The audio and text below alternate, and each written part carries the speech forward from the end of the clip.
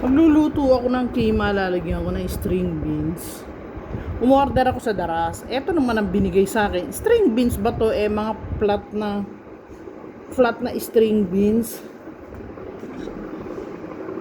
Ewan ko ba? Hirap-hirap hanapin ng sitaw. Pagka naman order ako, ang tagal bago magkaroon. So, eto, I'm going to fry this with the kima. Kasi masisira ang aking gulay. Tagal na doon sa ref.